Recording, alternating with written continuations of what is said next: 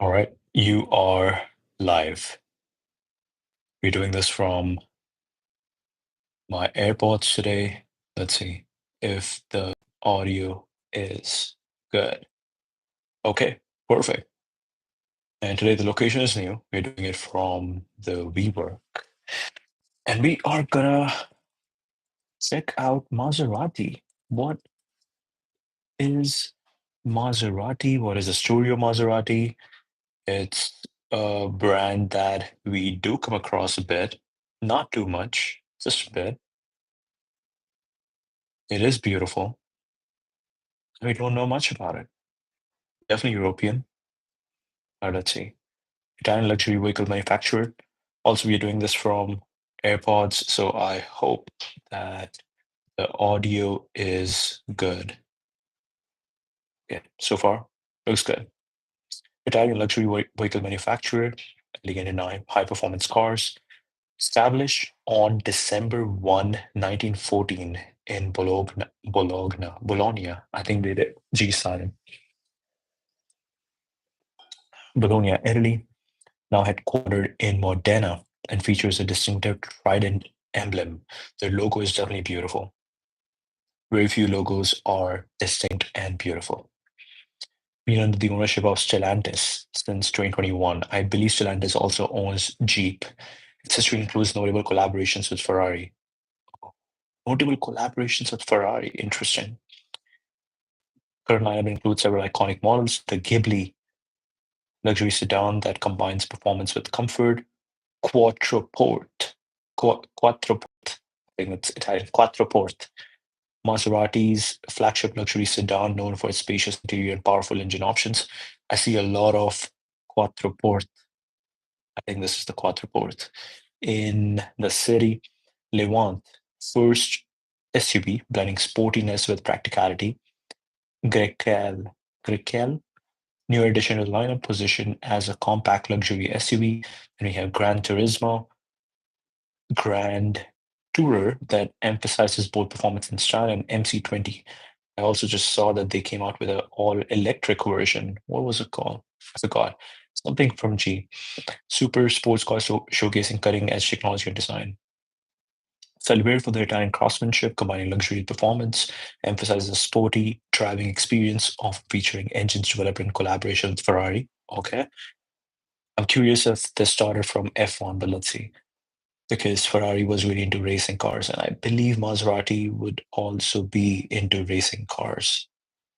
Offers customization options through its Fior Fiorizzeri program, allowing buyers to tailor their vehicles to personal specifications. Fiorizzeri. Maserati brothers, Alfieri, Bindo, Carlo, Ettore, and Ernesto were instrumental in the company's early development. They initially built race cars before transitioning to road vehicles. Over the decades, Maserati faced various challenges, economic downturns, shifts in market demand, but it has consistently maintained a niche status in the luxury car market. Continues to innovate with the plans for hybrid electric models as part of the commitment to sustainability. Introduction of MC20 marks a significant step in supercar segment. Their ambition to blend traditional performance with modern technology, symbol of luxury and performance in the automotive world with rich history. Hmm. Let's see how this MC20 looks like. Ooh, okay, okay. Right now, this definitely looks like, doesn't look like a car that you would see on the road. It looks like a concept car. Interesting. Top speed 0 to 60, 3.2 seconds. Top speed 202 miles per hour. Twin turbocharged 3-liter V6 engine, your Tenno, Maserati designed power plant. Which is a Maserati designed power plant. Impressive 621 horsepower, 538 pound-feet of torque.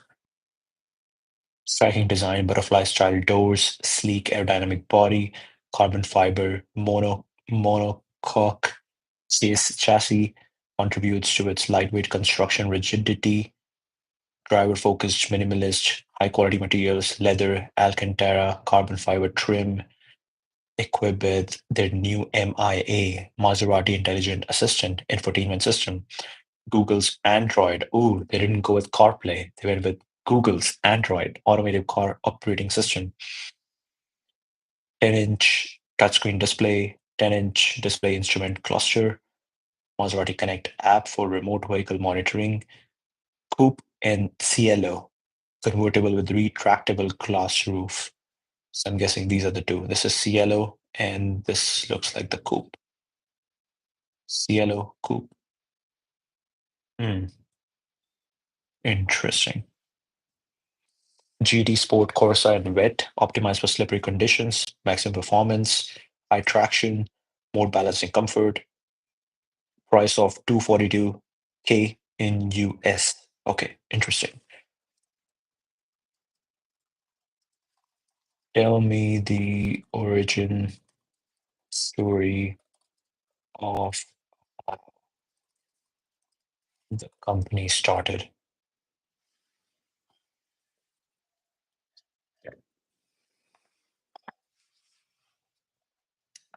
December 1, 1914, Italy, Maserati brothers, Alfieri, Ernesto. Ernesto. Okay, let's see. Fancy, fancy. Ooh, look at this racing car. I'm curious when they came up with this iconic or the modern Maserati design. That logo is also beautiful, like the way, what's the right word? The font of Maserati is good. This is not the font. It seems like the old one. The new one is beautiful. So I'm guessing they definitely went through some rebranding phases. Founded the company, initially opened a car engineering workshop called Officine Alfieri Maserati at number 1A on Via dei Pepoli in Bologna. Brothers had been involved with automobiles in the beginning of 20th century. So earlier it was a car engineering workshop after the name of Alfieri Maserati. And these were four brothers, but the three started it. Before starting their own company, Alfieri, Bindo, and Ernesto had been building 2-liter Grand Prix cars for Tieto. Okay. 26, transition from being a workshop that modified or developed cars built by other companies to a company designing, constructing, and selling its own vehicles. Okay, so from 14 to 26, after almost 10 years, they went from a workshop modified or developing cars built by other companies to designing, constructing, and selling its own vehicles. The first car to bear the Maserati name and its iconic trident logo was built in 26. It was called the Tipo 26, a racing car that debuted at the Targa Florio same year. Alfieri Maserati drove the Tipo 26 in its debut race, won first place, class up to 1.5 liter, marking the beginning of Maserati's racing success. Laid the foundation for what would become Italy's most prestigious luxury automobile manufacturers. Brothers' passion for engineering and racing was the driving force behind the company's early years. There's a very similar story of Ferrari and a couple others where their goal was not to build cars but to race cars, and racing cars meant you had to build a better car, and that kind of got them into this car making business. It's very interesting from the history of US car makers.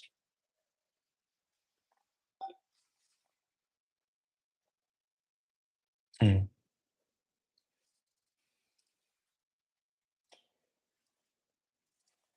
Tell me the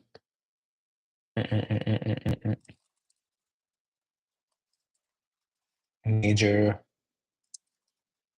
Okay, let's see. Who were all the CEOs of Maserati from 1914 up until now?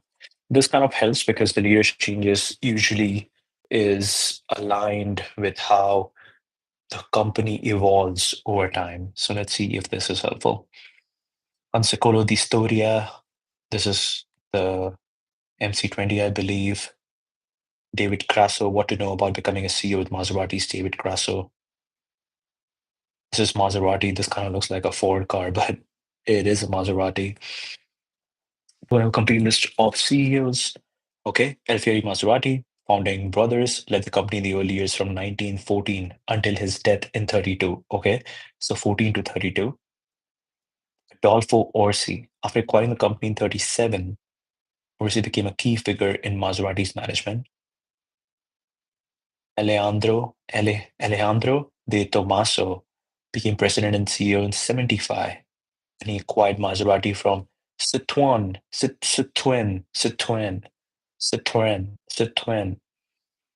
Harold J. Wester, served as CEO during part of Fiat's ownership of Maserati. David Grasso, current CEO of Maserati. Okay, very interesting. So 14 to 32, it was Alfieri Maserati, the original brothers. Then Orsi got it in 37, we acquired it. Then uh, then Citroën, 75, Alejandro de Tomaso. I don't think Orsi was the CEO or the leader from 37 to 75. That's a long period of time. Definitely some stuff happened between that, but okay. 75, he acquired Maserati from Citroën, and then Wester served as CEO during part of Fiat's ownership of Maserati, and now David Grasso. Okay, this is helpful. Ownership and management structure has changed. 14 to 37, the company was run by Maserati brothers. 37 to 68 was owned by Orsi family. Citroën owned Maserati from 68 to 75. Okay.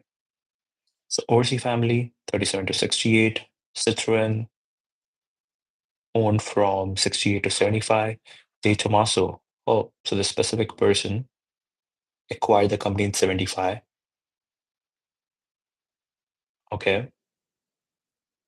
Then Fiat, now part of Stellantis, has owned Maserati since 2005. Okay, interesting. Likely brought new leadership to the company, but detailed information about all CEOs is not really available. Okay, very interesting. So it went through Orsi family, then Citroën, then a specific individual, D. Tomaso got it. Orsi, Citroën, De Tomaso got it. Then Fiat,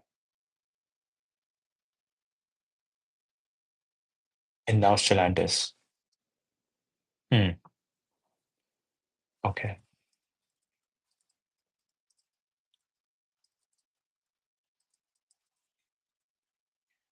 Tell me more about the ownership changes and acquisitions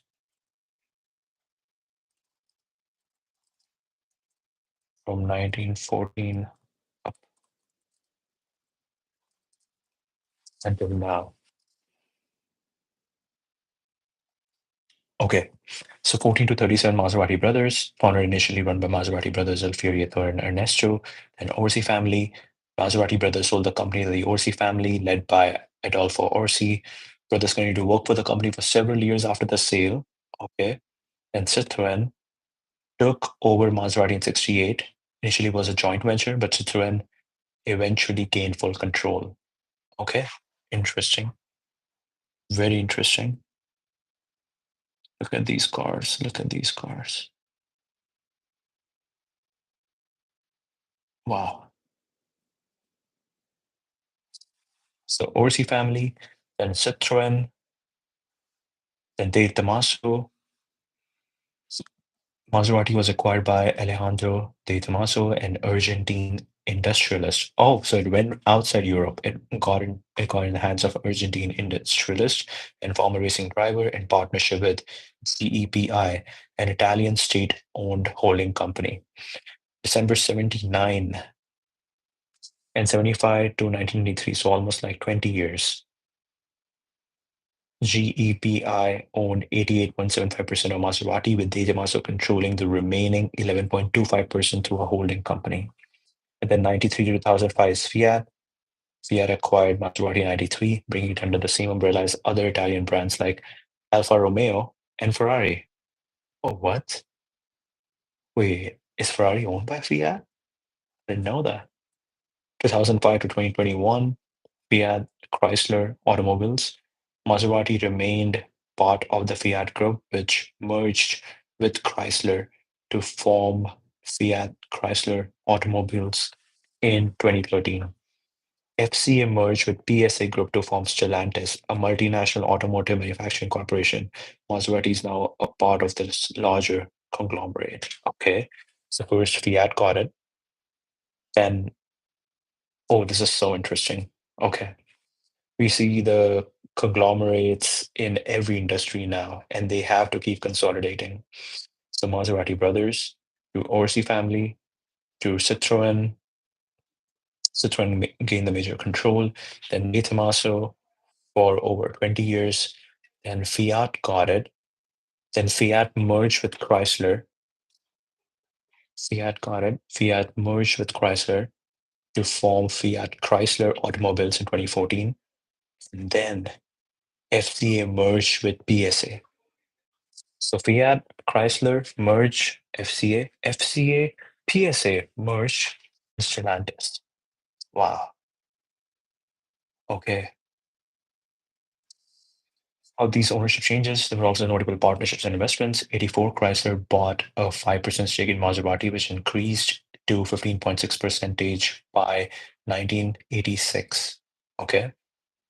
From 1999 to 2005, Ferrari, then part of Fiat, managed Maserati, leading to technological collaborations between the two brands. Wow. Okay. I'm also curious about Ferrari. Let's quickly check about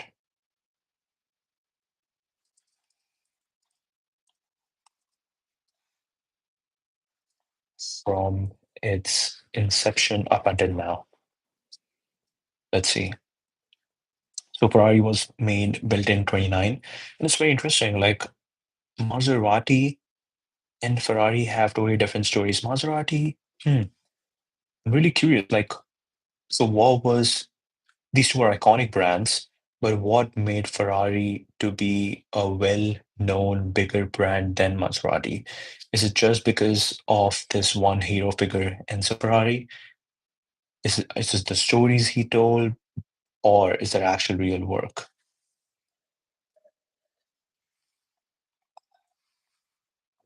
Maybe Ferrari won't won more uh, competitions.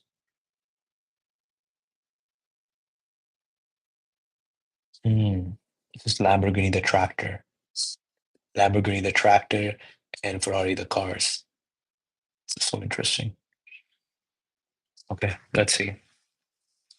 So Ferrari has went through 8 changes, undergone several significant ownership changes since its inception, 29 to 39, Alfa Romeo period. Enzo Ferrari founded Scuderia Ferrari as Alfa Romeo's racing division in 1929. He worked for Alfa Romeo until 1939. This is crazy. I had no idea that Alfa Romeo was so deeply involved with Ferrari. Enzo Ferrari founded Scuderia Ferrari as Alfa Romeo's racing division in 1929. He worked for Alfa Romeo until 1939. Also, we can go deeper into Ferrari next time, but this time we need to focus on Maserati. I'm just curious to understand where Ferrari and Maserati intersects in their story. 39 to 60, independent Ferrari. In 39, Enzo Ferrari left Alfa Romeo, so he was running the racing division of Alfa Romeo, known as Scuderia Ferrari, for 10 years. And then he left Alfa Romeo and founded Auto Avio Costruzioni. The company began producing its own cars under the Ferrari name in 47. Wow. Wow. Enzo Ferrari has been at it. He has been at it. If we compare this with the Maserati brothers were let's say, running the company for 20 years. So 20 years is a long time. More than 20 years is a long time before they sold it. But Enzo Ferrari was leading the company for a long, long time, 39 to 60, 20 years, and then 10 years before that, setting up the entire racing division. So almost 30 years, right? And then became a public company, and he still control it. Ferrari became a public company in 60s, though Enzo Ferrari maintained significant control. The company began producing its own cars under the Ferrari name in 47. So after almost 20 years, almost 17 years, of course, it was just a racing division. Then, so these stories kind of match. They started as racing. They were just taking, the founders were taking parts from other companies, fixing them, making them up. But then slowly they're like, hey, why not design our own cars?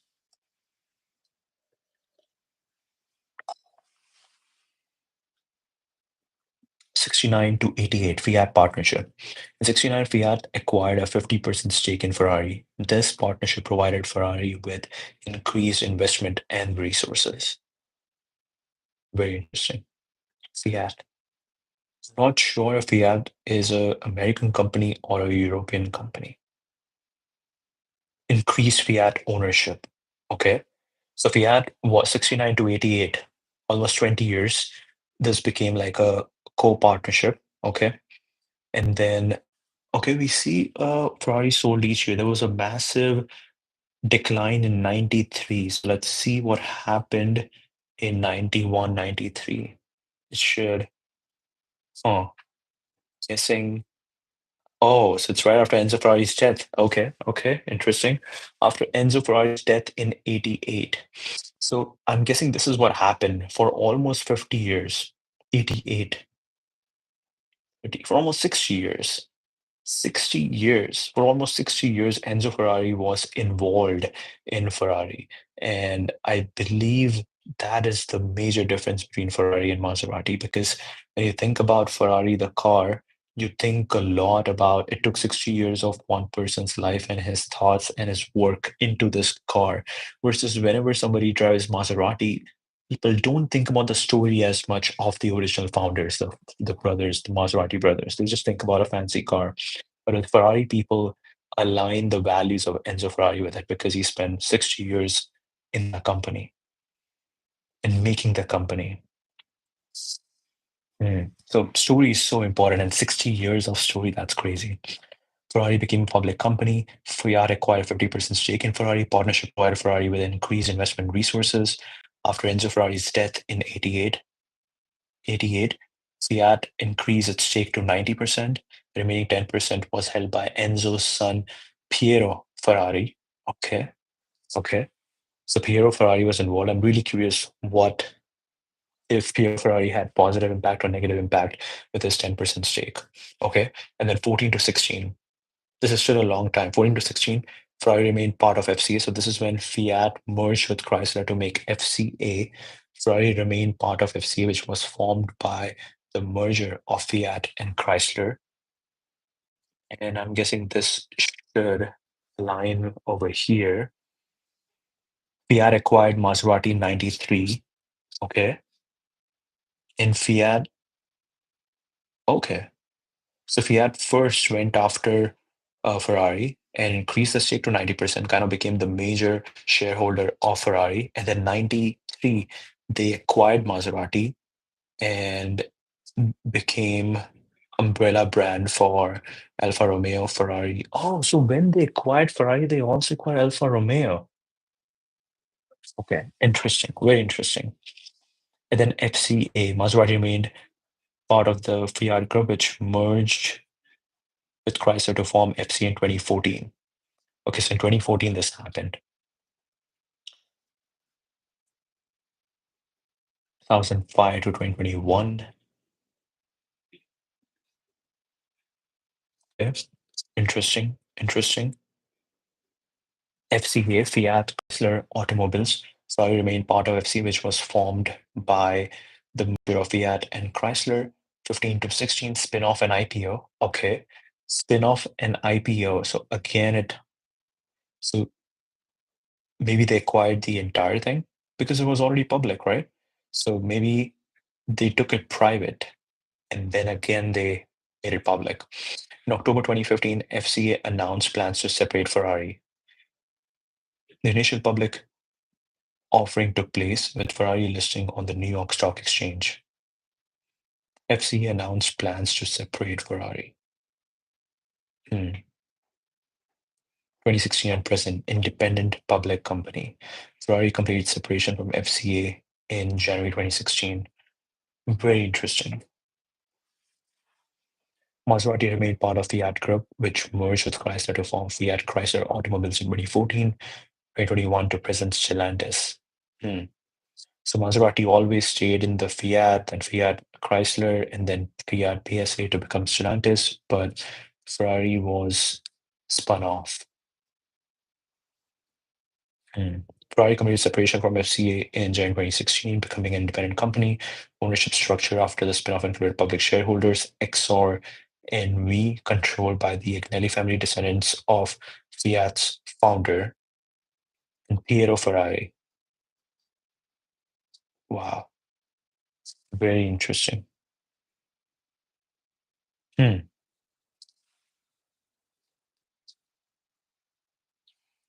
I am curious that, okay,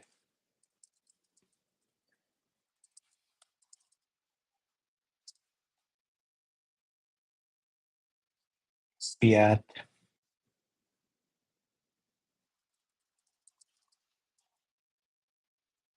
and European company. Fiat is a European company founded in 1899. 1899. Okay. So this is Fiat.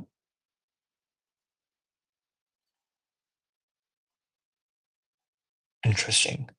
And how did they become so popular that they were the ones to acquire Ferrari? Ferrari should have acquired them. This is crazy. I'm guessing this is the difference between an artist and a businessman. Fiat was more about business and they understood business, and Ferrari was more about art and story. So you can maybe that's the story over here.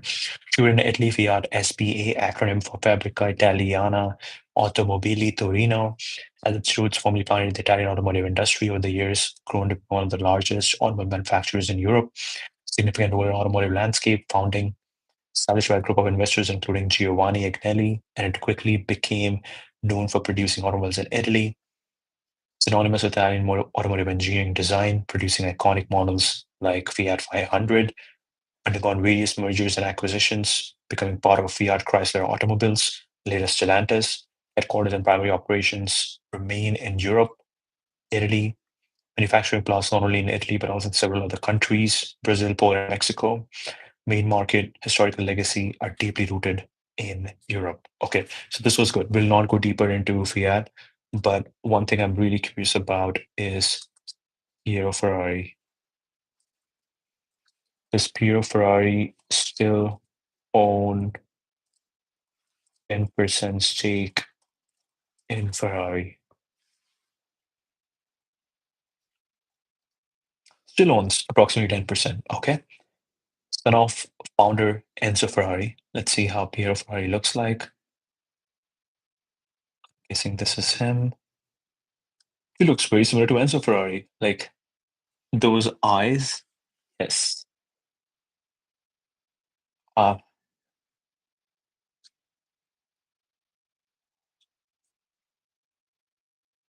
wow.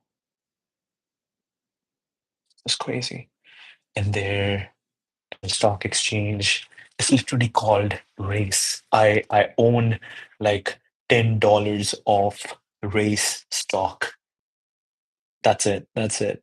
Because it's just cool to see uh, stock in my portfolio called Race, RACE. Second largest holder in Ferrari, owning around 10% of the company. Set up a family trust to manage his stake of around 10% in the Italian luxury sports car maker. Our Piero's daughter Antonella and his daughter Antonella and his grandsons Enzo Mattioli Ferrari and Piero Galassi Ferrari has transferred the bare ownership of his shares to the trust. He will retain voting rights in the company, which exceeds 15%. So his hmm.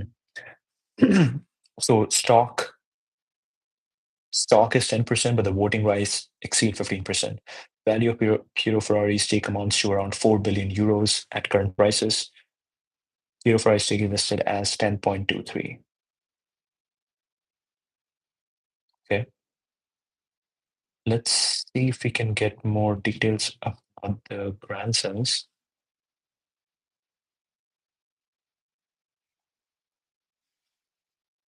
So that is Enzo Mattioli Ferrari, a really good looking man.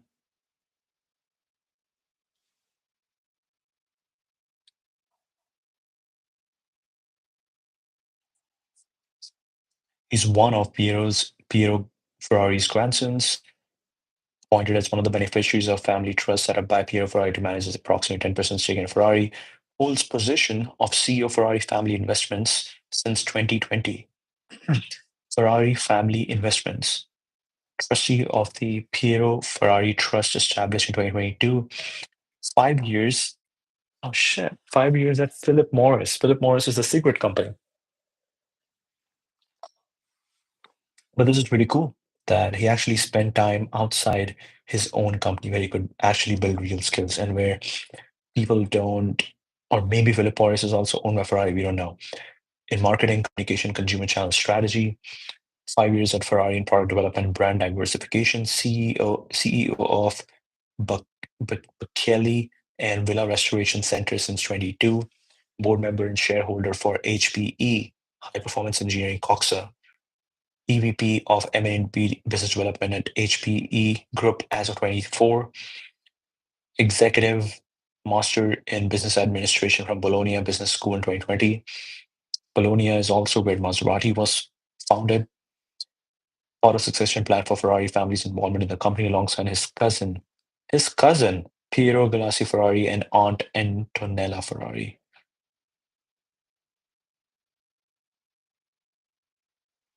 Very interesting.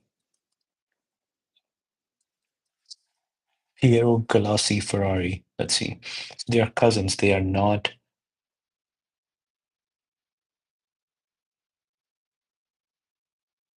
brothers. One of Piero Ferrari's grandsons, okay, has been named one of the beneficiaries of family trust. Trust was established in December 22, part of succession plan, part of next generation of Ferrari family being positioned to have a stake in the company's future. His grandfather will retain voting rights over the shares during his lifetime, preserve the unity of Piero Ferrari's current participatory interest in Ferrari. So we don't have much details over here. But let's go deeper into Antonella Ferrari. I'm guessing we would have more details about her. I'm guessing this is the person. Okay.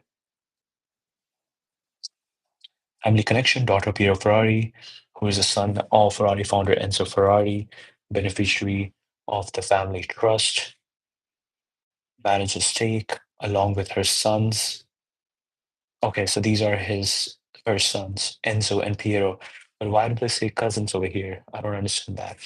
Trust is part of a succession plan, preserve unity.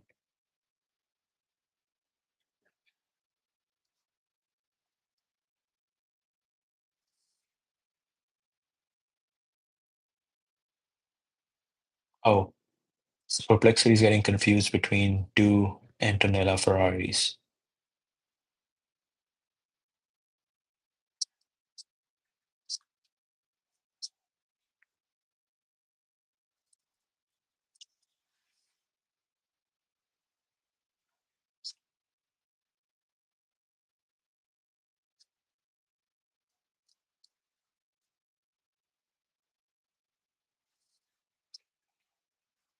Antonella Ferrari, daughter of Piero Ferrari. Let's see.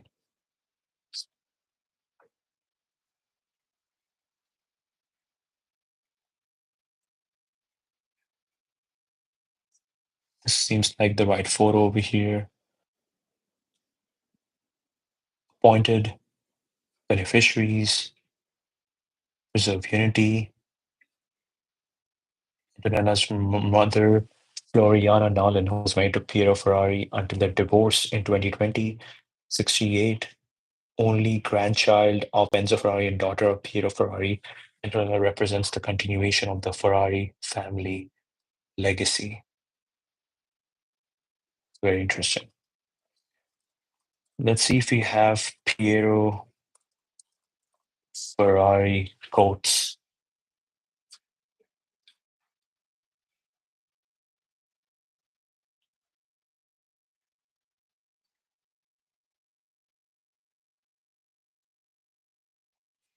Piero Ferrari praises Adam Driver's performance of his father, calling him a great professional.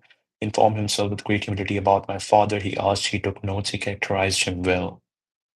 Okay, I guess this is a movie I gotta watch now. On his father's approach to car design, he was born a mechanic, he understood mechanics, and though he knew less about aerodynamics, he never ignored it. The history of Ferrari, important innovations have also been made in this field. He used to say the next one. He liked the Berlinettas a lot. In the 50s, the Tour de France, or more recently, the SWB, road cars with a lot of racing features. Love for the F40. Oh, yes, he loved the F40. It was the last one he presented in 87 because he died in 88. Became a grandfather at a relatively young age, and I have always been very close to my grandchildren. Treasured any opportunity to spend time with them, be it skiing or behind the wheel. Ferrari can almost be seen as an extended family, so many people who love beautiful cars and enjoy the company of others who share the same passion. Enzo, much like my father and I, has a passion for driving and for Ferraris, and he is mindful of the responsibility that comes with our family name. Very interesting. Okay, I will do a last search on Philip Morris, and let's go back to Maserati because that's what we are talking about today. Tobacco Shop, incorporated in New York City, 1902.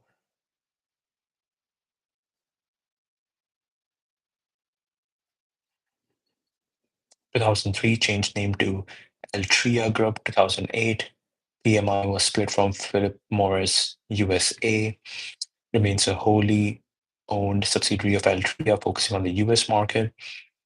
Marlboro, the company's most famous brand, world's best-selling cigarette. Other brands include Parliament, Virginia Slims, L&M, and others.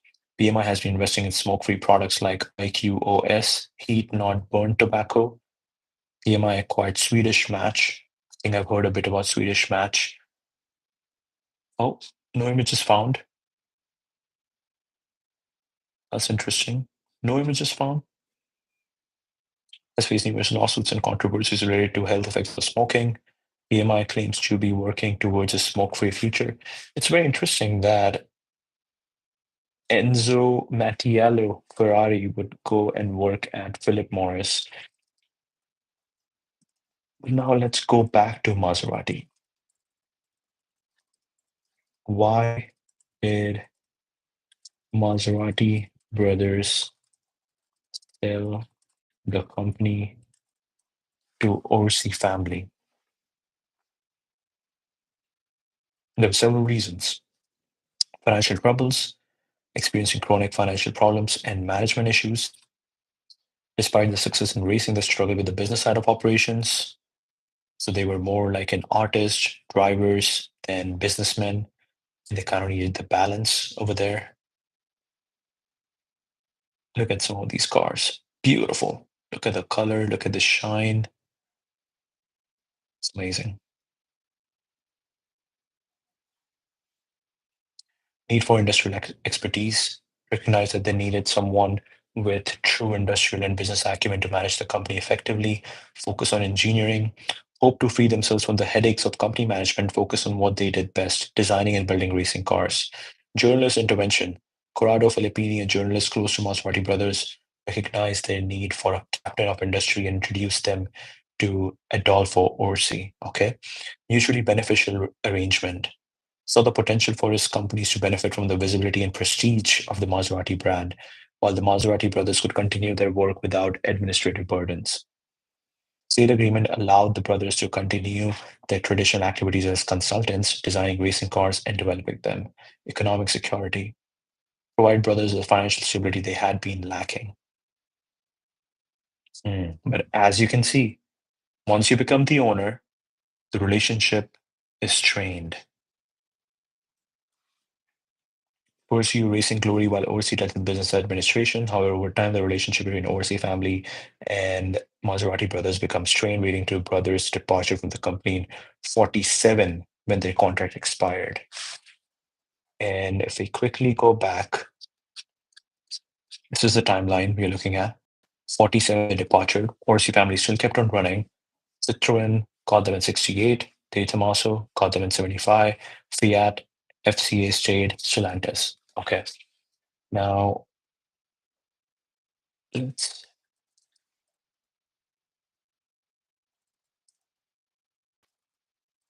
let's see what Adolfo Orsi is actually known for. Wait, this looks like a really brand new image. Who is this person? I'm guessing he's Orsi family. He's part of the family.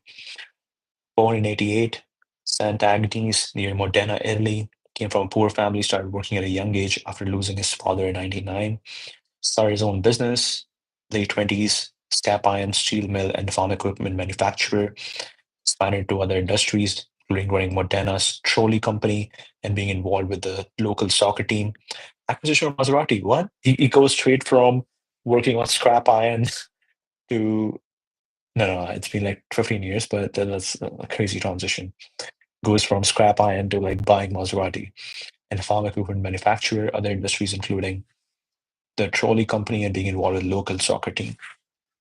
Bought the financially troubled Maserati company in 37, employed his son Omar overseas as managing director, retained the brothers on 10-year contracts as part of engineering team, moved Maserati headquarters from Bologna to Modena in 1940, oversaw a successful period of Maserati in the 50s, including Formula One World Championships, encountered financial difficulties due to problematic deals.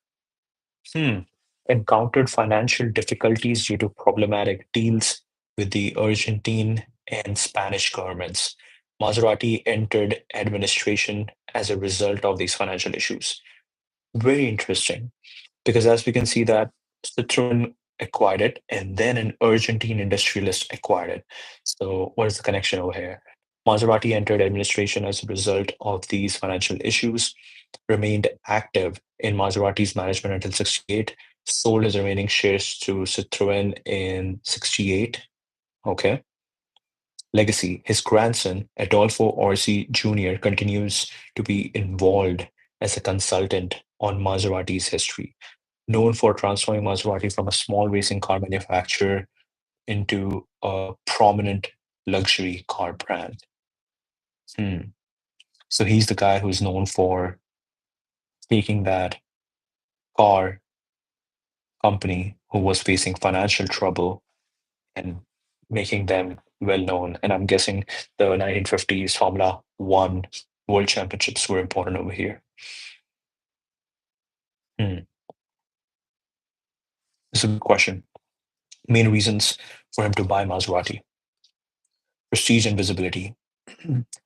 Saw the acquisition as a way to bring prestige and visibility to his other business ventures because he was working on scrap iron and equipment manufacturing. Okay. And he's like, let's make some cars.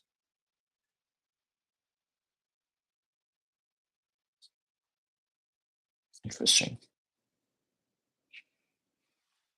Successful industrialist, he recognized that Maserati brand could benefit his companies, even those not directly related to automotive sector. Expansion into automotive. He had already been involved through a Fiat dealership. Acquiring Maserati was a significant step in expanding his presence in the sector. Future series production plans.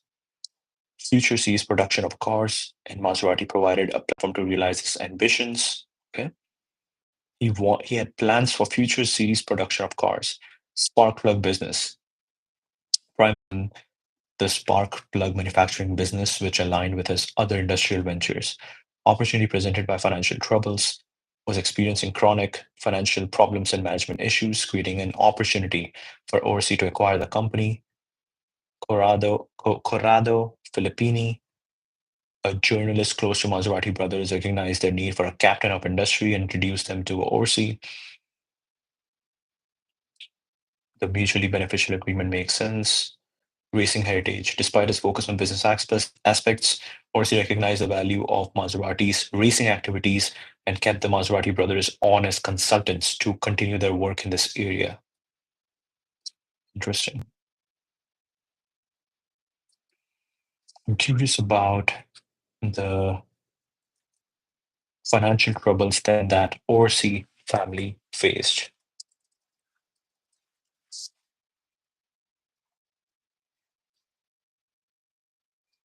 Encountered significant financial difficulties in late 50s due to problematic deals with Argentine and Spanish governments. Argentine deal 54, Argentine dictator Juan Perón, a racing enthusiast and sponsor of driver Juan Manuel Fangio. Look at these cars. Do look beautiful.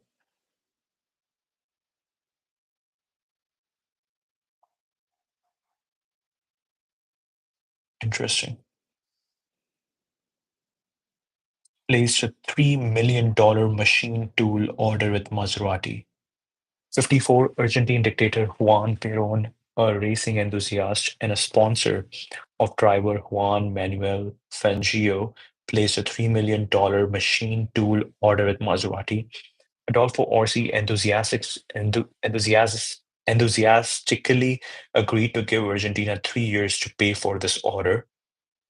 Okay. He agreed to give them 3 years to pay for this order, $3 million machine tool order. When Perón was ousted, oh, it wasn't his fault. He was just ousted. In 55, Argentina had only paid a fraction of the bill, and that too in wheat to the Italian government. Crazy, crazy. This reminds me of Tiffany. Hey, exact price, and we don't extend credit. Pay now, because anything can happen tomorrow, but we got to run our business. Peron was ousted in 55. Argentina had only paid a fraction of the bill, and that too to wheat to the Italian government. The Italian government had not converted this wheat payment into cash for Maserati. Spanish deal. Orsi took another $437,500 machine tool order from the Spanish government. Spanish government also failed to pay for this order. As a result of these unpaid deals, the overseas owed subcontractors about $300,000. Assets were impounded by the government-owned bank Credito Italiano. The bank asked for Adolfo Orsi to be declared bankrupt. He owed the bank 15,600 and had written a check with insufficient funds to cover it. The same Maserati overseas offered driver Juan Manuel Fangio 50% share in Maserati for $625,000. Fangio could only raise half of the necessary funds, leaving Maserati at the mercy of Credito Italiano. Outcome 58. Credito Italiano impounded Maserati's assets and asked for Orsi to be declared bankrupt. The Orsi family went into hiding due to the shame of the situation. Maserati plant continued to run but under government control and without the Orsi's involvement. Wow. Wow. This is very interesting. This is very interesting. This shows the meaning of importance of not taking too much loan, not getting into too much debt. It's crazy. By the way, did we have someone online? I think we had a user over here, a viewer over here. Okay. Wow. So interesting. So interesting.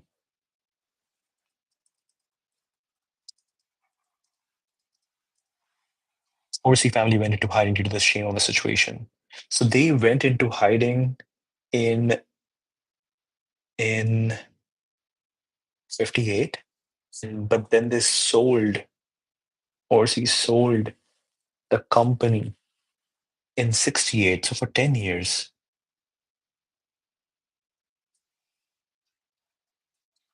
Timing. Orsi family went into hiding in 58. The financial crisis at Maserati came to a head. Primary reason, shame associated with the financial troubles and the impending bankruptcy declaration. Government-owned bank Credito Italiano asked for Orsi to be declared bankrupt and impounded Maserati's assets. Adolfo Orsi owed the bank 15,000 and had written a check with insufficient funds to cover it. Time magazine reported on the situation. The shamed Orsis had gone into hiding. The event was the culmination of financial difficulties stemming from problematic deals, which left the Orsis owing subcontractors about $300,000.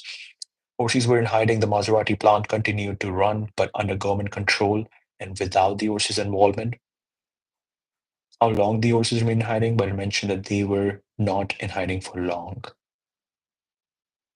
Wow.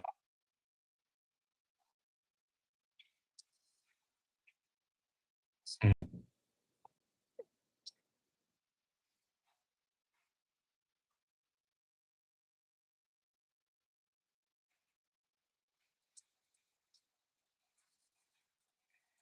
How long did the plant run under government control without the overseas involvement?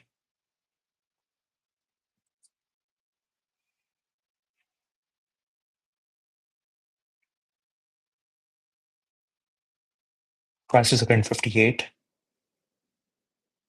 Time magazine article from the period states last week the plant was still running, but the government for the government and without the overseas.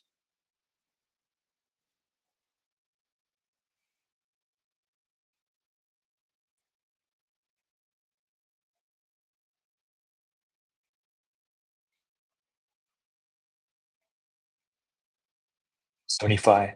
New ownership arrangement was in place. Public holding company called CEPI had paid off Citroën, who had acquired Maserati in 68 and formed a partnership with Alejandro de Tomaso to run the company. Hmm.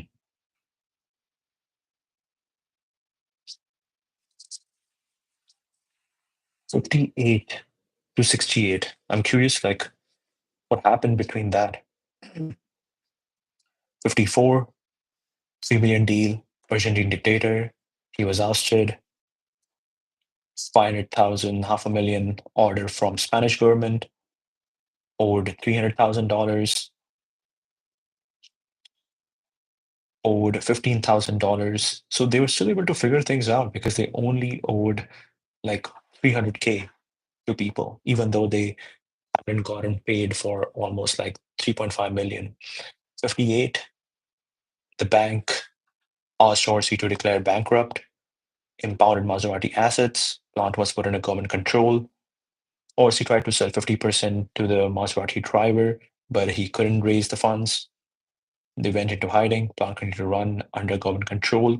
70, Orsi family had taken on Citroën as a partner to inject fresh capital. 71, Orsi family completely withdrew their stake from Maserati. This is interesting.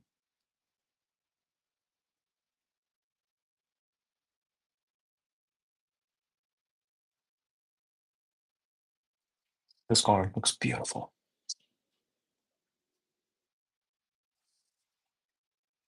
Hmm.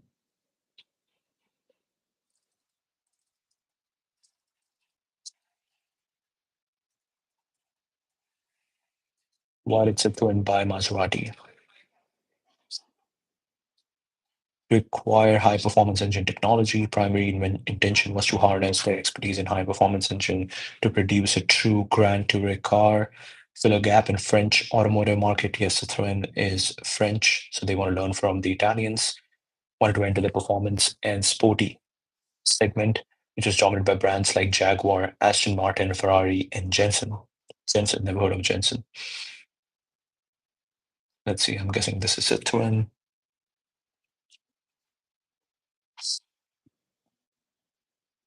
Very interesting design. This looks like Back to the Future kind of design. Develop a new engine for its flagship model. powerful engine for their upcoming flagship, the SM. Within the weeks of acquisition, Maserati's chief engineer, Giulio Alfieri, that was also the name of Alfieri Maserati, and his team had developed a new 2.7 liters engine, part of an expansion strategy.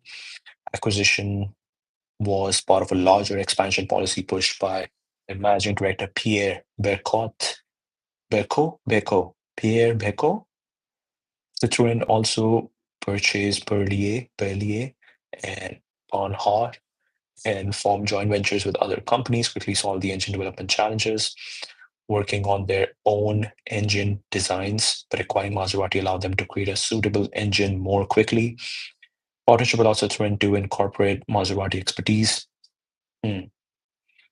The acquisition was part of a trend in automotive industry at the time, where many manufacturers were pursuing a grow or die strategy through mergers and acquisitions.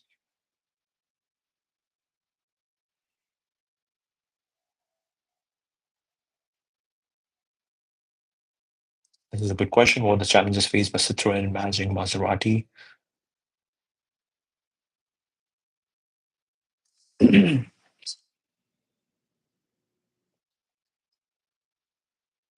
Some old cars. Financial losses. 74. Maserati had lost $5 million in a single year. Company was hemorrhaging money, which contributed to Citroën's own financial troubles. Despite increasing workforce from 368 to 974, productivity actually fell from 600 to 500 cars per year. Wildcat strikes by workers decimated productivity. Oil crisis impact 73. Oil crisis severely affected demand for fuel-hungry sports cars and Grand Tourers. Crisis particularly hurt Maserati as its home market sales accounted for over half of its total sales. Reliability problems. Maserati designed engines, particularly the Citroën SM, faced reliability issues. Adjustments to meet US emissions regulations led to engine fires in some cases. US lighting regulations forced costly changes to SM's innovative headlight design. Citroën struggled to compete in the luxury sports car market dominated by established brands. Citroën withdrew from the US market altogether due to various challenges. Merger of Italian engineering with French design led to complex vehicles that were prone to reliability issues. Over expansions. Their ambitious expansion plans, including the acquisition of Maserati, stretched the company's resources. Investments in projects like the Wankel rotary engine did not pay off, putting it into liquidation, declaring Maserati bankrupt in 75 and putting it into liquidation. The situation was further complicated by Citroën's own financial difficulties, which resulted in Peugeot taking control of Citroën and ultimately ending production of the SM model. Wow. Wow. Why did De Tomaso buy Maserati? I think this is very interesting. Long story, a deep, rich history, hundreds of years, 100 years history, constant cycle of ups and downs, almost failing, almost the company shutting down. It's very interesting.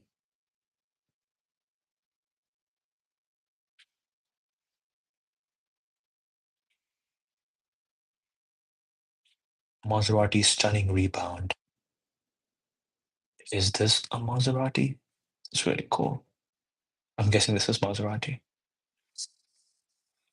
Expansion of its industrial empire. Di Tommaso was building an automotive empire, having already acquired companies like Kia, Vignale, Benelli, Moto Guzzi, and Innocenti.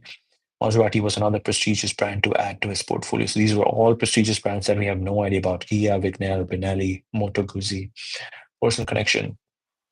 Here, a history of Maserati having raced for them in the 50s. Ooh, 50s, so 25 years ago. He had also used OSCA engines built by Maserati brothers in his early cars. Opportunity. Dire financial straits after Citroën put into liquidation. I, I don't know what exactly liquidation means, but we can look into that later. Create an opportunity for Data Master to acquire the brand. Government support. Italian government through the state-owned holding company GEPI supported his acquisition to save jobs and keep Maserati in Italian hands. Very interesting. Government will try to do that because they are like, this company has a rich history and we want this to exist. We just want someone with business acumen to actually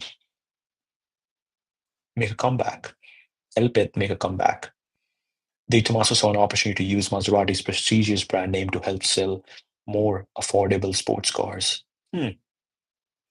Quick model development. Needed to inject a new life into Maserati's model lineup quickly. You to He was able to use his existing Longchamp as a base for the new Maserati Chialami, allowing for rapid development of a new model. Owning allowed him to leverage synergies with his other automotive holdings, sharing components and technologies across brands. So this is very cool. This is where again he is kind of like the guy. He's like the LVMH, where he's acquiring all these luxury brands and then making sure that their back office is consistent and helps every brand to grow. In a sense, Maserati fell into Tommaso's broader strategy of building an Italian automotive group while also presenting an opportunity to acquire a prestigious brand at a time when it was financially vulnerable. Okay, we'll take a quick break. I'll get my charger.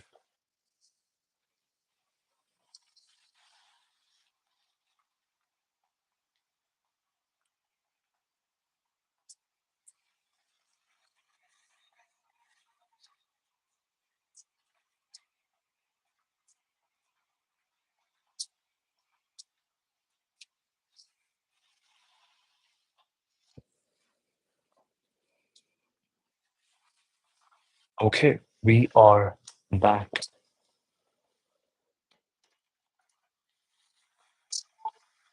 and let's continue.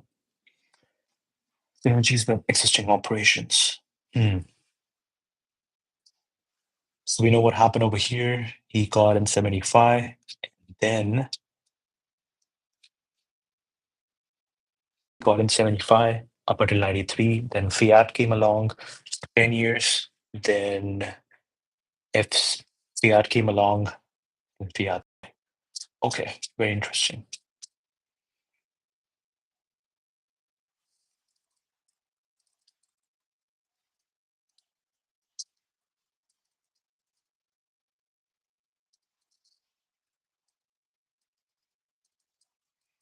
What challenges did he face after acquiring Maserati?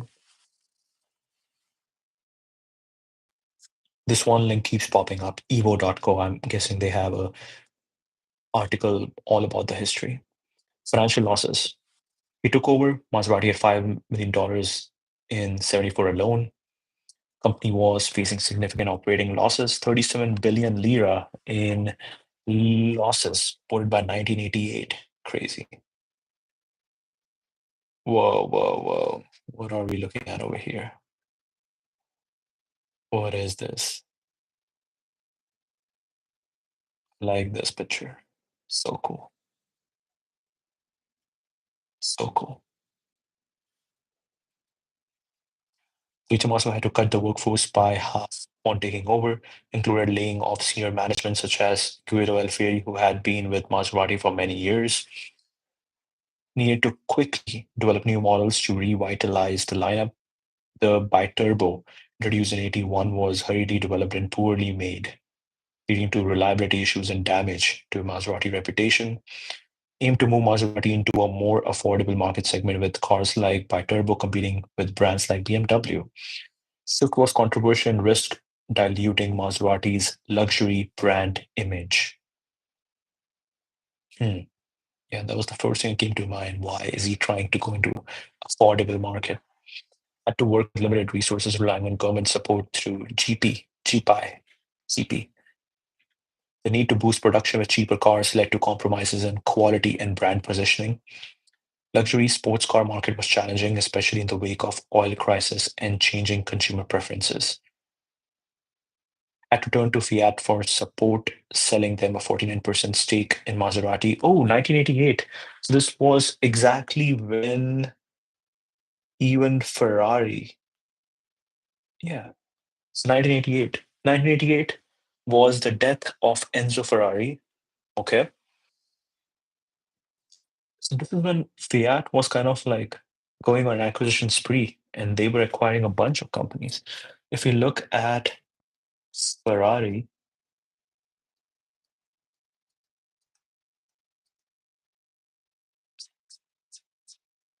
yeah, if you look at Ferrari, Fiat, 1988, no, 1969.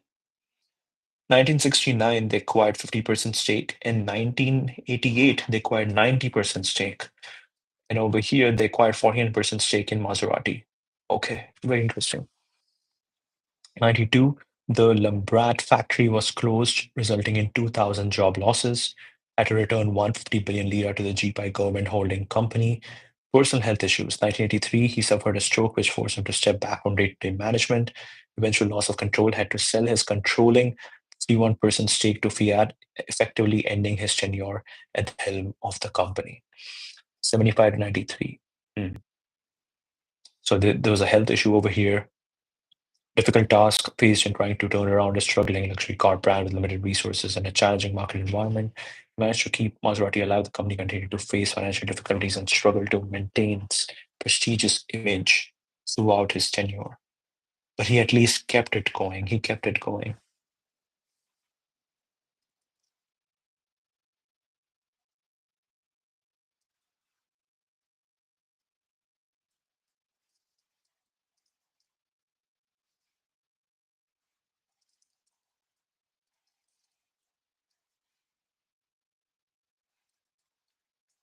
Let's see what are the good things about the Tommaso. Achieved several notable things after acquiring Maserati.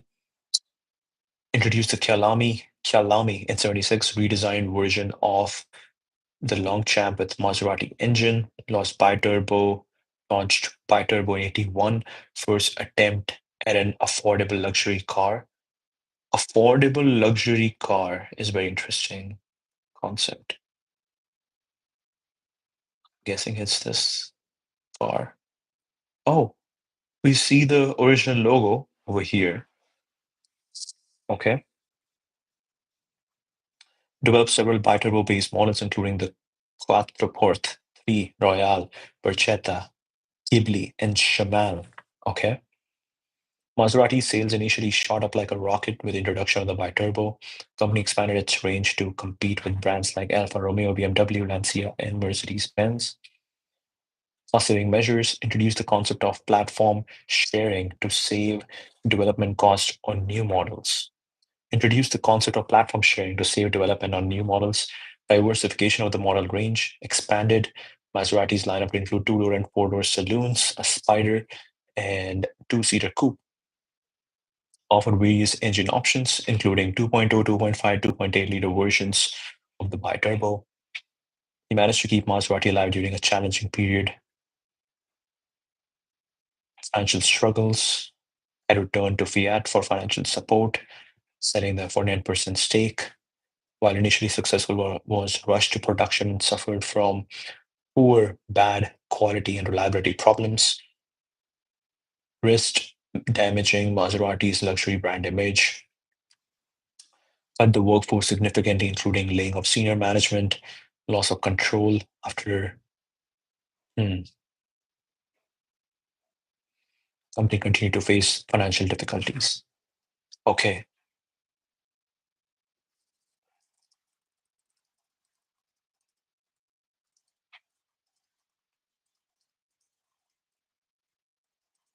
notable achievements of Maserati from 1993 till now. So now we are way into the phase where corporate office has taken over this luxury brand company and given it a nice touch. Okay, here's the logo evolution. 26 to 37. Ooh, so they kind of already had a beautiful logo in 26. 26 is when they finally started making their own cars. 37 to 43. Oh no, RC guys did some bad stuff. 51. It was Orsi, right? 37 to 37 to 68, I believe. Yeah, 37 to 68. 43 to 51. 51 to 54. Okay, we're finally getting back. And just the color change, 54 to 83. Okay, 54 to 83. So that was well into the Tommaso tenure. No. Then we again make it bad. No. He was trying to go affordable, and that's why he messed it up. Then he comes back. 85 to 1997. Oh, so they got the new Maserati thing in 2020. They got the new branding in 2020, which makes it look so beautiful and elegant. This is crazy. It's crazy. 85 to 97. 85 to 97. 97 to 2003. This is under Fiat. 2006 to 2015 under FCA. 2006 to 2022. 2020. 2015 to 2020. 2020 to present. Wow. Wow. Love the way this Maserati font works over here. And I thought this was the OG thing, but this is not. So interesting. So interesting. Yeah, some people, yeah, what was this? And what was this? They were trying to enter the affordable market and they just made it ugly. Okay. Fiat acquisition, Ferrari management, Ferrari management. Okay, let's go one by one. Fiat acquired control of Maserati for $51 million. Okay. Marked the beginning of a new era for the company under more stable ownership. Late 90s, handed over management of Maserati to Ferrari, which Fiat also controlled, led to improved quality and performance of Maserati vehicles. Launch of 3200 GT marked a turning point for Maserati and gave the brand renewed credibility after 2 decades of struggles. Re-entry to American market. Maserati returned to the US market with a Spider convertible 2005. Fiat shifted Maserati's ownership from Ferrari to Alfa Romeo. Financial milestone, achieved its first profitable quarter in 17 years under Fiat's leadership. Product line expansion, introduction of new models. I believe the FCA thing happened in 2014 and Stellantis happened in 2021. So we are still under the Fiat tenure, but the management was handed from Ferrari to Alfa Romeo. And I think Ferrari went public. So Ferrari was spun off in 2005. So now it goes to Alfa Romeo. Introduction of new models like Quattroporte. So all these new models are not, that kind of also makes sense. All these new models are new designs. These are, there was no OG Maserati design that were being followed. Like this car has no resemblance to the OG Maseratis from whatever the 60s or 80s. Quattroporte, fifth generation 2003, 16, 2013, launch of the Gran Turismo at the 2007 Geneva Motor Show, introduction of Ghibli sedan and Levant SUV. Even all these names, I believe, these all names are new. I think I've read these names before, but this is very interesting. Expanding into new market segments, Stellantis acquisition, Maserati became part of Stellantis following the merger of FCA and PSA Group. Current status, Maserati is now recognized as one of the largest luxury car manufacturers worldwide. The company has successfully positioned itself in the high-end luxury market. While no longer involved in racing, they maintain its reputation as the only Italian car brand to win the Indy 500. Transform from a struggling niche manufacturer to a successful luxury brand benefiting from the financial stability and technical expertise provided by its parent companies. Focus has shifted from racing to producing high performance luxury road cars, significant expansion of its model range, and global market presence. Very interesting. I wanted to know about this PSA group. What companies, I'm guessing this is again a conglomerate, and what companies does that bring? Formation and name changes. Oh, Puju. Puju Society Anonyms 76. when Peugeot acquired 89.95% of then bankrupt.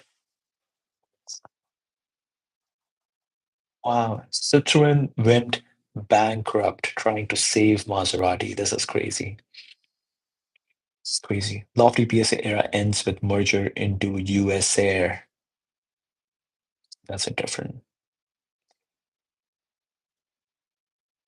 European car makers market share trends in India. Renault, FCA, Skoda, Volkswagen, Toto. Logos, days, names. I'm guessing the three companies over here. Major brands. Group primarily represented five major brands. Okay. 2016, rebranded as Group PSA. Okay.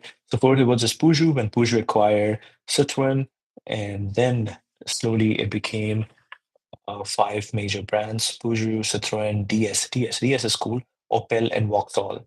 Opel and Vauxhall were acquired from General Motors in 2017. Interesting. So it was mainly Peugeot, Citroën, DS. Oh no, wrong video. Go back. Yeah, what was this? I think this is this DS? No, that's not DS. Is this DS? No. Okay, market position. PSA had become the ninth largest car manufacturer worldwide and the second largest in Europe. It was the third largest Europe-based automaker. PSA purchased Chrysler Europe, Roots, and Simca. Company outlined plans for rapid expansion in 2016, including entering new markets like India, America, Canada, and Southeast Asia. Peugeot, Citroën, DS, Opel, and Vauxhall. I've never seen these cars, at least in India or Canada. Citroën has entered India. That's right. That's right. Financial performance. Group faced financial difficulties in 80s, but turned profitable again in 2015 after cost-cutting measures. Merger with FCA. December 2019, PS and FCA announced a merger agreement completed in 2021, forming a new company called Stellantis. Employment production. PSA Group employed approximately 184,000 people worldwide. PSA sold 3.88 million units.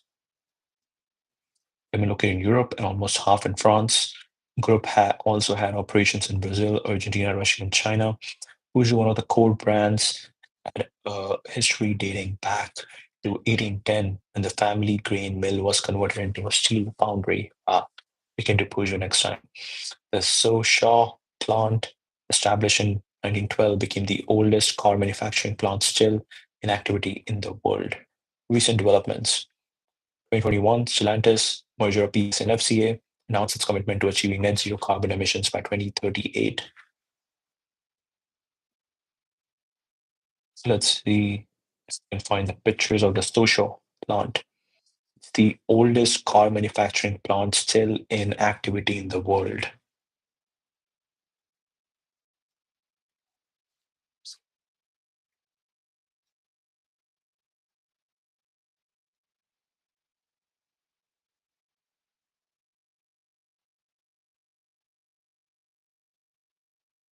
It's really cool to just see these old super old pictures. Look how people are dressed. No streetwear, no Lululemon, just nice gentleman look. Establishment. Sushi factory built in 1912 by Peugeot.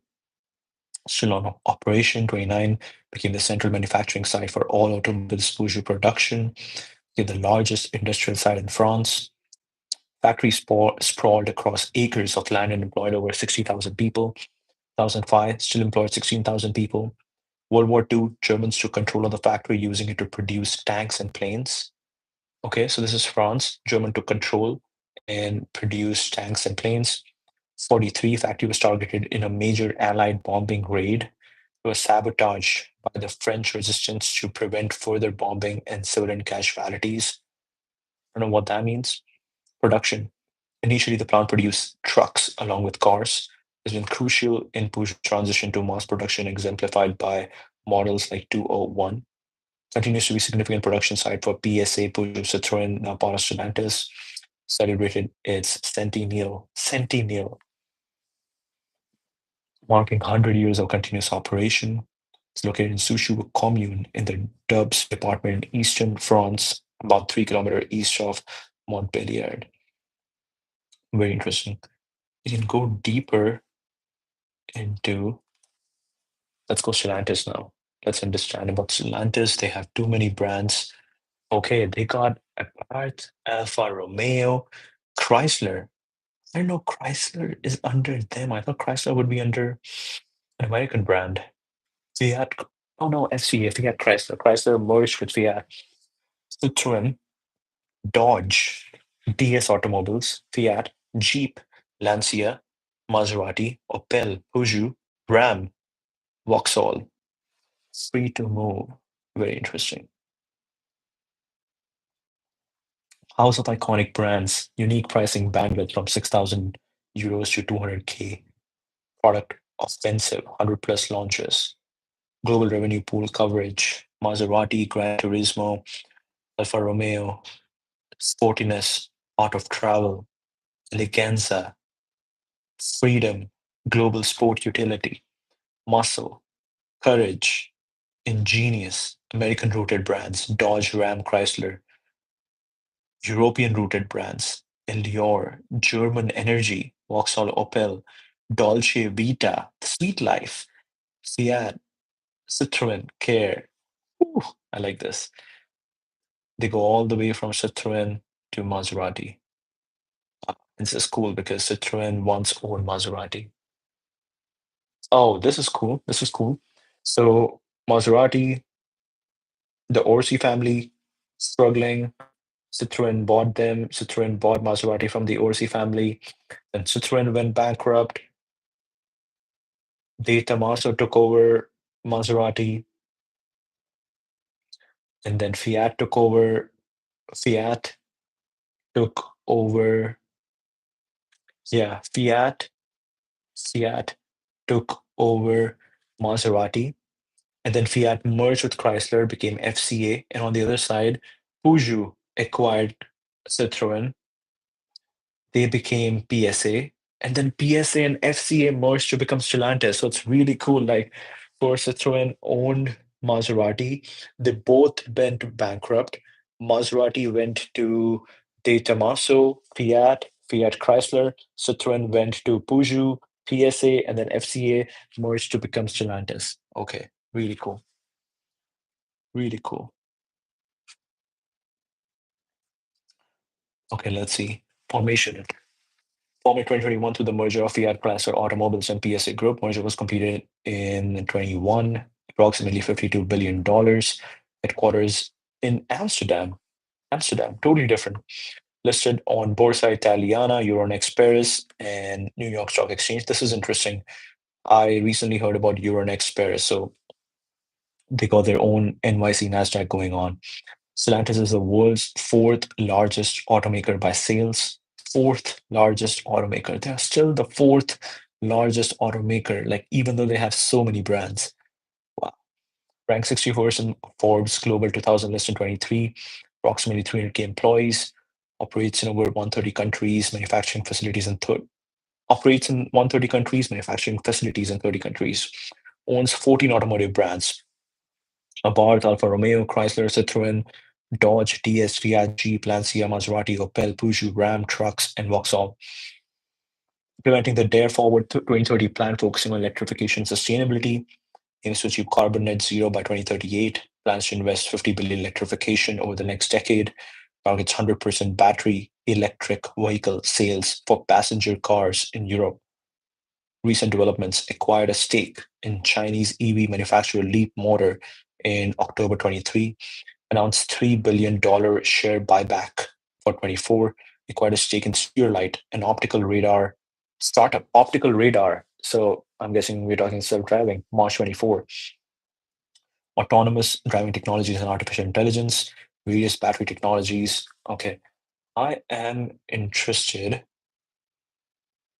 Who are the world's, like, who is above Stellantis? Who are the world's top five largest automakers by sales? Where does Tesla stand over here? Tesla I'm not sure where do this stand. Okay, so first we have Volkswagen. Wow. Okay, so Volkswagen has a lot of brands. Very interesting. Toyota. Toyota should definitely be up there.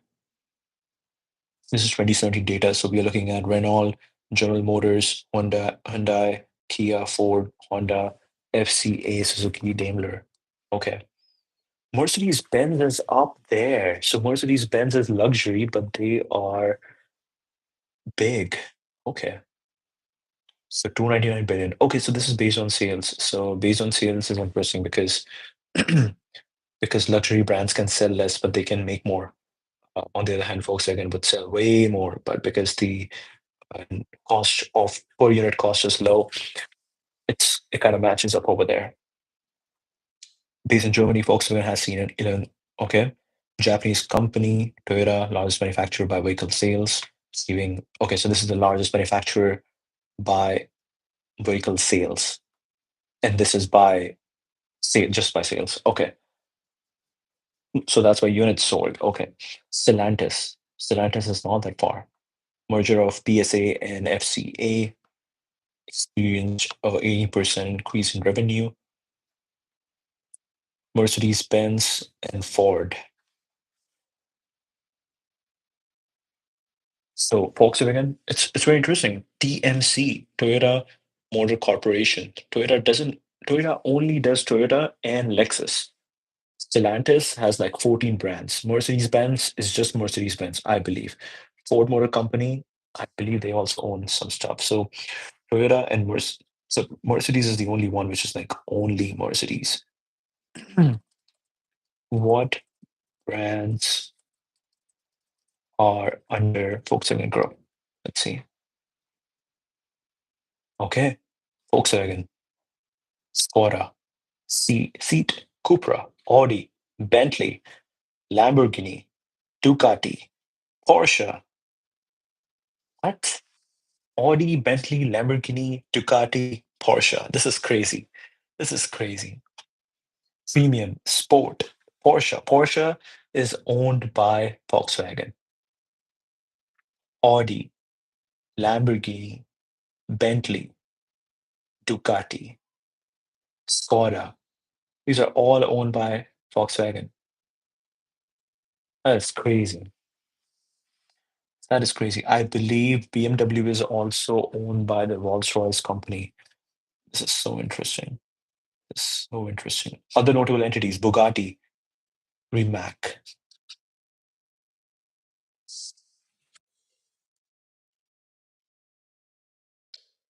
MAN Truck and Bus, Scania, Navistar, a joint venture focusing on high-performance hypercars. Who owns Bugatti?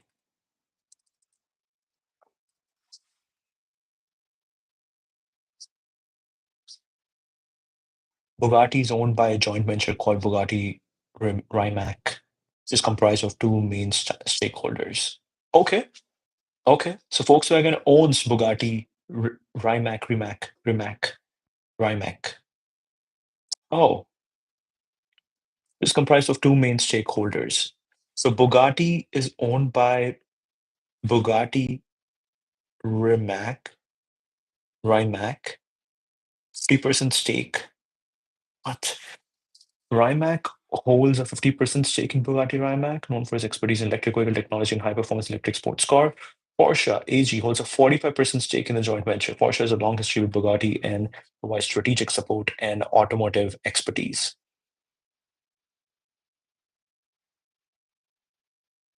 Hmm.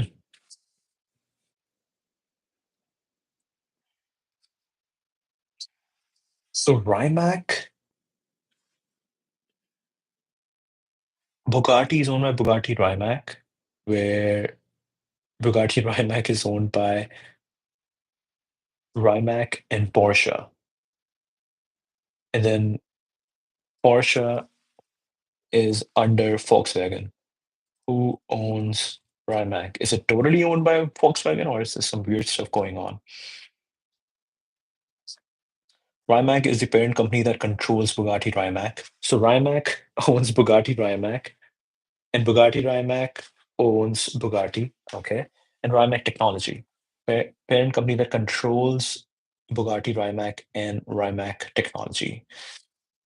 Ownership of Rimac Group is divided as Mate Rimac 37%, Porsche 24, Hyundai Motor Group 12%, other investor 27%.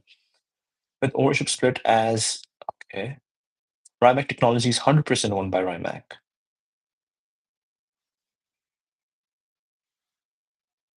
So Rimac owns Rimac, but then Rimac owns Bugatti Rimac.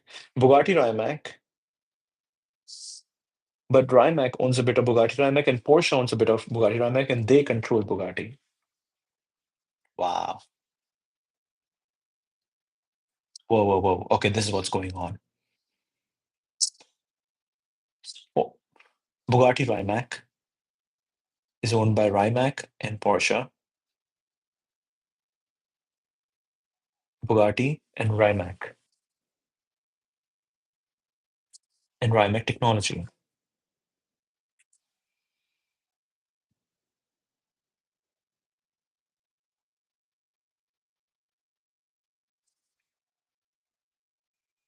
Why would they make something so confusing?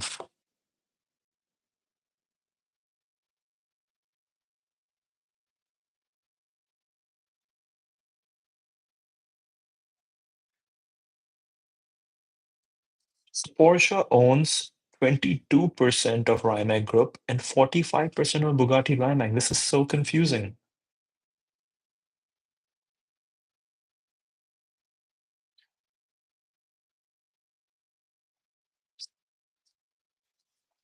Rimac remains the largest single shareholder of Rimac Group. Porsche plays a significant role, holding 24% of Rimac Group and 45% of Bugatti Rimac. Volkswagen Group, which includes Porsche, has indirect control through Porsche's stakes. Despite not having majority ownership, Rimac continues to lead the company as CEO of both Rimac Group and Bugatti Rimac. Okay, so now we learned about Volkswagen. Volkswagen owns Audi, Lamborghini, Bentley, Ducati, and Porsche. Crazy. Let's go to TMC. I'm guessing it's just Toyota and Lexus. Oh, okay, okay, okay, okay. Subaru is there.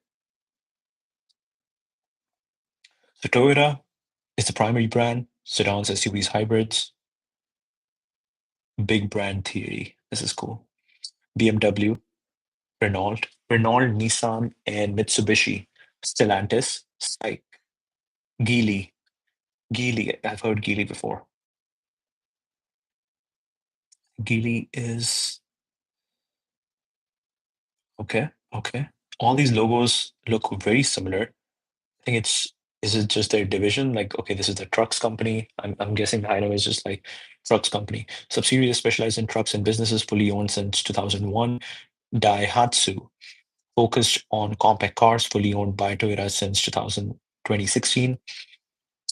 Luxury vehicle division launched in 89, offering premium cars and SUVs. Subaru holds a stake in Subaru, collaborating on projects like Toyota 86 and Subaru BRZ sports cars. Mazda, small chicken Mazda, focusing on collaborative projects and technology sharing. Isuzu is a partnership with Isuzu, particularly in diesel engine technology. RANS. Okay, so that is Toyota. Let's see, Ford Motor Company first.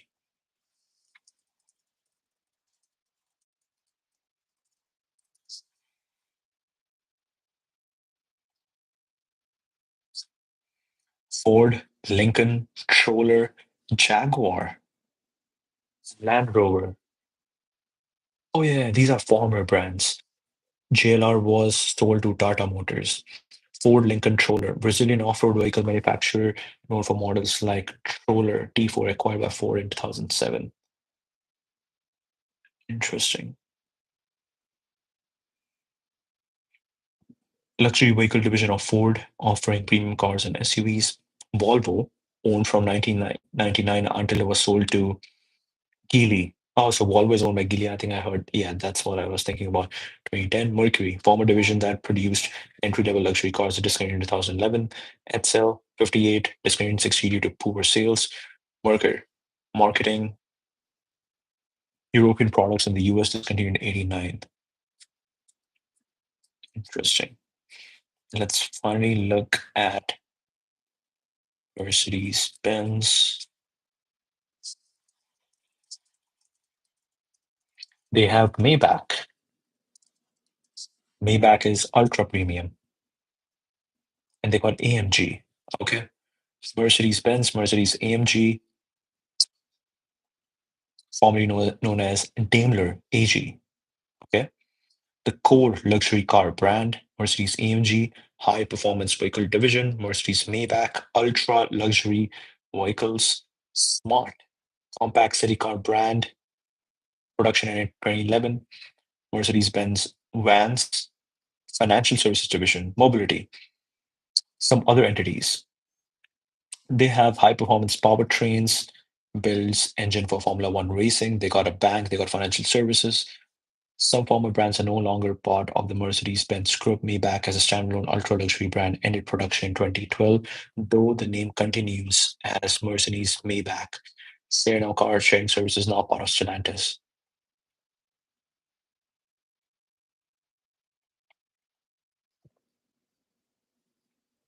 Truck and bus division were spun off into separate entity, separate company called Daimler Truck. Okay, interesting.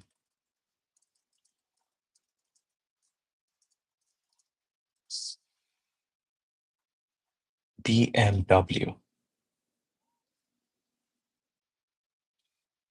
Stellantis, Honda Acura.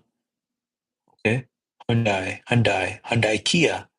Hyundai and Kia, Ford Lincoln, Tata Motors, Jaguar Land Rover Tata Motors, Renault, Renault Samsung Motors, Renault Dacia, Toyota Lexus, Toyota Daihatsu, Rolls-Royce, Mini Cooper. That's right, Mini Cooper, Rolls-Royce, and BMW, Volkswagen, Lamborghini, Porsche, Volkswagen, Skoda, Bentley, Audi. This is crazy. This is crazy.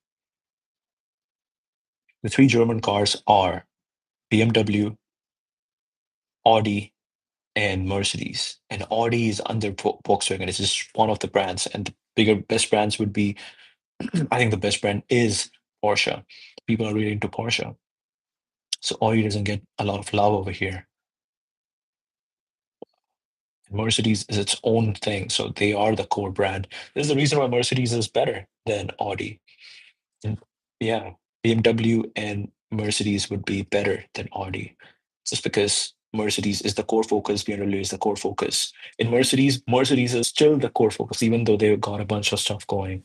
The Mercedes name is the core focus. BMWs, they still have to focus on Mini Cooper and Rolls Royce, totally different brands, totally different strategies over there. Geely, Volvo, Geely is its own company. Nissan, Infiniti, Nissan, Datsun, GM. General Motors got a bunch of stuff going on. Holden, Buick, GMC, Chevrolet, Lac, Mercedes, Honda. Okay, I think I kind of have an idea of what's going on. Okay. BMW Mini, British Heritage, and unique small car designs, Rolls-Royce, ultra-luxury automobile, Motorrad motorcycle division, acquired Mini 94 when purchased the Rover Group. Hmm. And purchased the Rover Group. BMW has owned Rolls-Royce motor cars since 2003. Companies officially known as Bearish Motor and Work AG, Bavarian Motor Works. Bavarian Motor Works. Very interesting. Yeah. Maserati really helped understand the entire segment over here and help us dive deeper into what was happening. Chin Alfieri Maserati.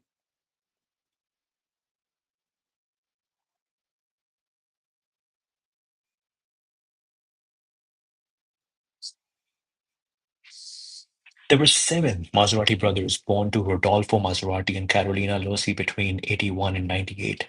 However, only six reached adulthood. Carlo, Bindo, wow, Pinto lived long. Pinto lived 100 years. Alfieri 1 died in infancy. Alfieri 2, 87 to 32. Oh, wow. So what was Pinto doing? Was he involved in Maserati? Mario, Ettore, Ettore, Ernesto. In 1914, Alfieri, Ettore, and Ernesto founded Officine Alfieri Maserati in Bologna, Italy. Each brother contributed to the Maserati brand in different ways.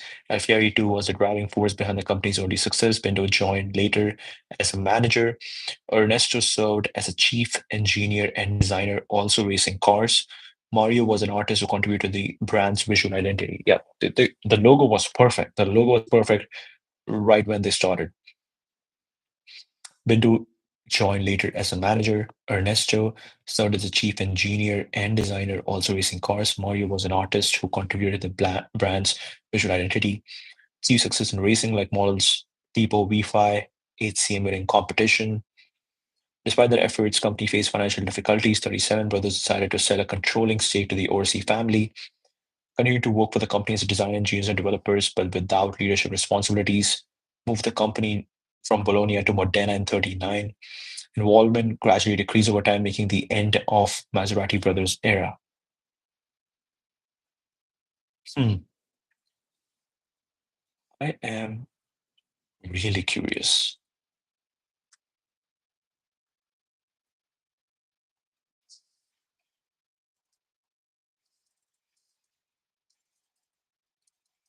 Did Bindo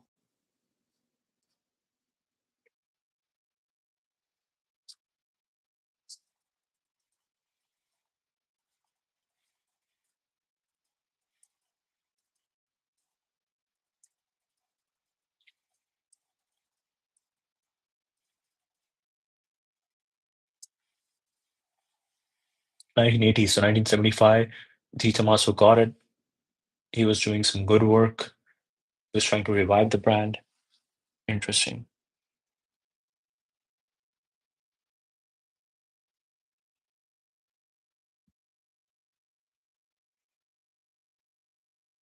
Sold the controlling stake in 37, continued to work as design engineers.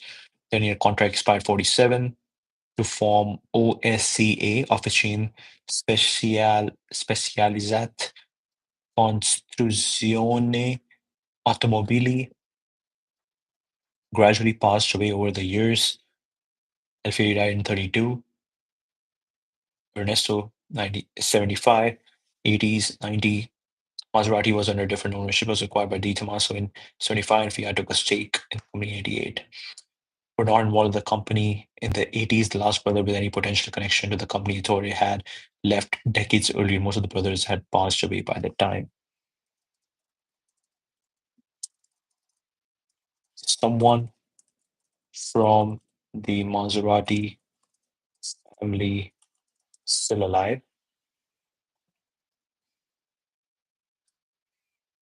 We have a picture. We do have a picture.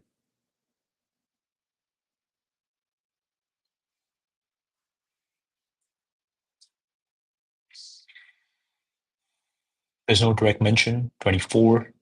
They have all passed away. The last of the original brothers Ettore in 1990, which was over 30 years ago. Great descendants on other family members still involved with the company. The prior search results sold the controlling stake. It's possible that there are descendants of the Maserati brothers still alive today.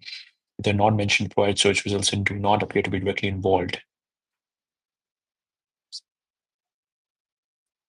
Hmm.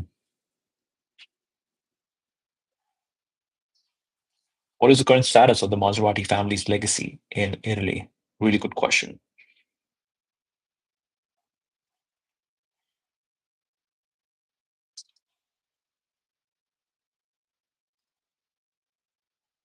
This is a beautiful picture. This is a beautiful. I really like this one.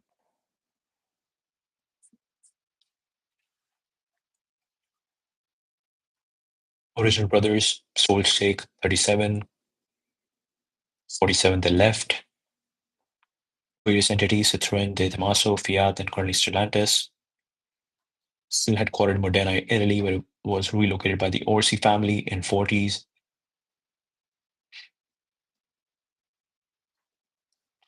The Umberto Panini collection in Modena showcases Maserati's heritage, featuring 19 of the finest cars Italy has ever produced. Purchased by Umberto Panini in 96 helps preserve the brand's history and technological evolution.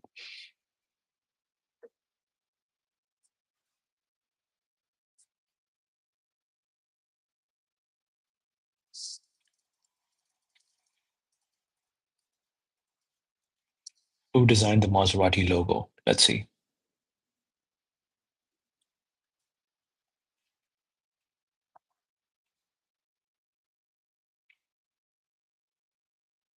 This is a beautiful logo. This is a beautiful logo. Mario Maserati, one of the Maserati brothers, artist among the artists, designed the logo. Fountain of Neptune in Bologna's Piazza Maggiore. Logo features a trident, which is a reference to Neptune, the Roman god of the sea. Mm. Trident was chosen as it represents strength and vigor, qualities associated with the sports car company. Strength and vigor. First introduced in 26 and appeared on the Maserati Tipo 26 car model. Use of Neptune trident symbol was suggested by a family friend, Marcus Diego de Sterlich in 1920. Neptune Fountain is a characteristic symbol of Bologna, which was Maserati's original home city. Let's see if we got a picture of this fountain. But this is beautiful. This is beautiful. I really like the font, the logo. This is perfect. Very aesthetic. Let's see. Trident. Trident is right here.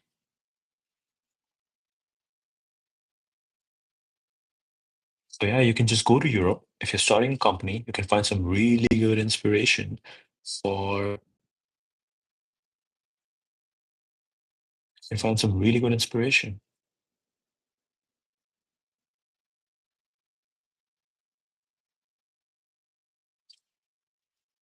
Beautiful. Fontana di Nettuno. Fontana di Nettuno is a monumental civic fountain located in Piazza del Nettuno, adjacent to Piazza Maggiore in Bologna, Italy. Commissioned by Cardinal Charles Borromeo to commemorate the election of his uncle Pope Pius IV. Designed by architect Tommaso Loretti. Fountain's construction began in 63, completed for 65. Statue of Neptune added around 66. Bronze figure of Neptune was created by the Flemish sculptor Giambologna. Features a three-step base tank made of local boulder and Verona marble. Depicts Neptune holding a trident symbolizing his dominion over the seas. Surrounding him are four sea nymphs representing major rivers Nile, Amazon, Ganges, and Danube. Oh wow. Nile, which is in Middle East, Amazon, South America, Ganges, India, Danube, I'm not sure. Neptune's posture is interpreted as a gesture to calm the waters, symbolizing the Pope's authority over Bologna.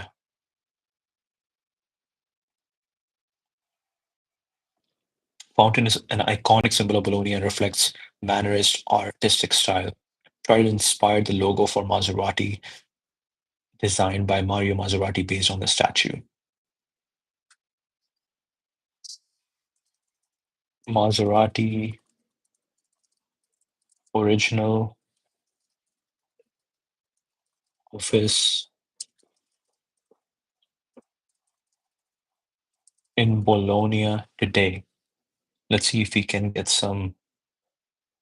Oh, they do have something. They do have the Fieri Maserati C9 garage.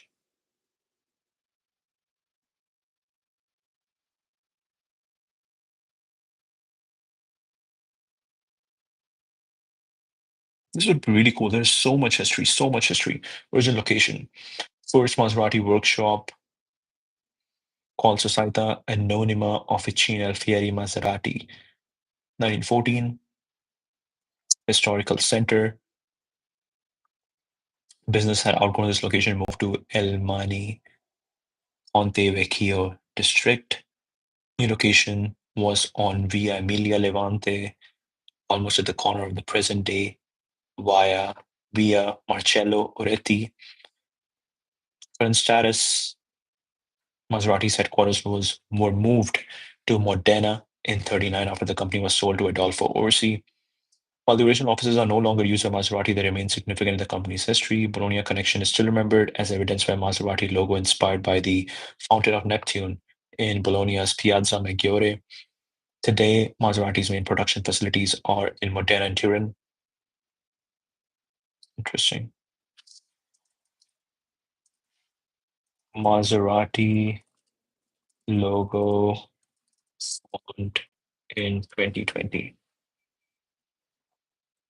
Yeah, the new one, the new one. This is beautiful. I love this. Here's its typography choice for the logo. By the way, stream, what time are we at? We are almost heading towards. This is really cool. Making the word mark sleeker and more elegant. Update introduced a cursor word mark for Maserati that was described as sleeker and more elegant than the previous version. As part of a broader update to Maserati's visual identity, which included modifications to the trident symbol and overall logo design. The new logo design was unveiled alongside the launch of Maserati MC20 sports car, represent a new era of the brand aiming for a modern and elegant look. Prior to 2020 was described as a serif font close to Times New Roman,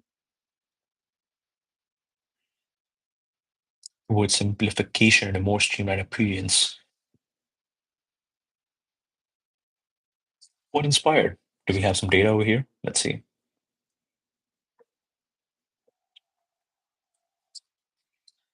More modern balance and elegant logo, simplifying, streamlining the design,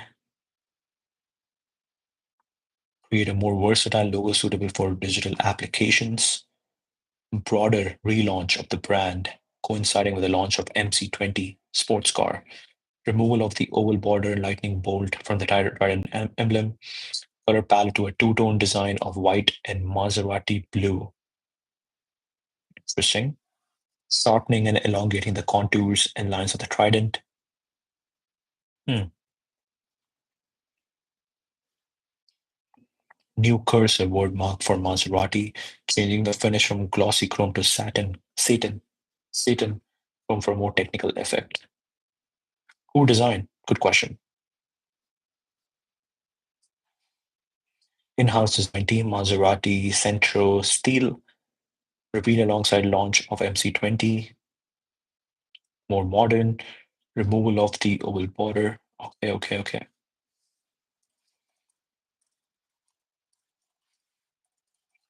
Quotes from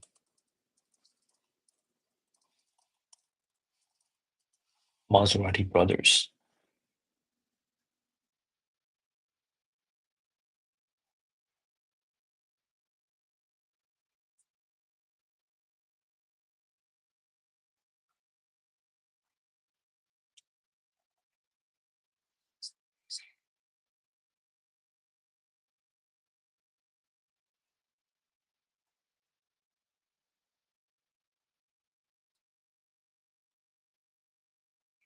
Hmm. So we have no direct quotes from Alfieri Maserati.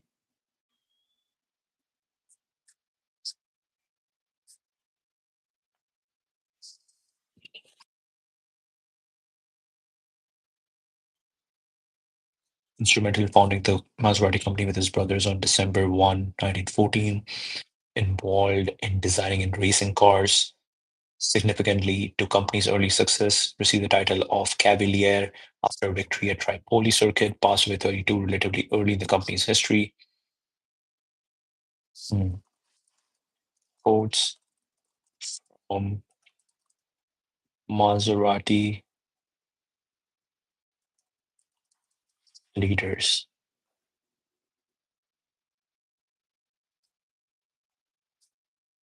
Hmm.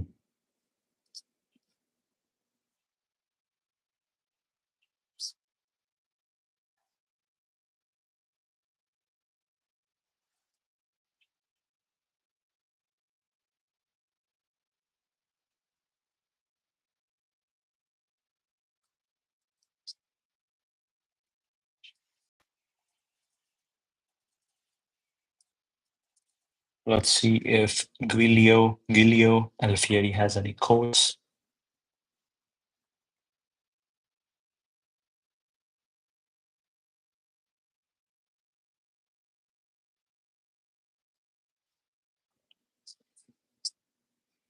Hmm. On early problems with 250F, the original DD-on tube failed sometimes and we increased its wall thickness from 1 millimeter, 3 millimeter, which was heavy but stiff and strong. Bevel gear trouble in the transmission was a bigger problem. We found more power partly by changing from methanol fuel, which we used for more than a year, to nitromethane mixes. We tested 43 or 44 different mixtures, found widely different power outputs and characteristics, and chose the best suited. Car handled well due to contributory reasons. One, front suspension geometry, not special but good. Two, Dadion rear suspension, very soft with transverse leaf spring. Three, our Pirelli tires, very good. Four, the first space frame chassis was very poor. Hmm.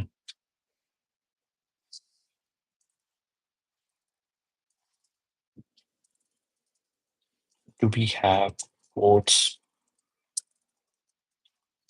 from anyone who worked,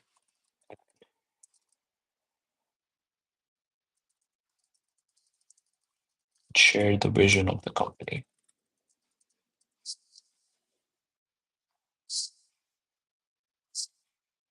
This photo is cool.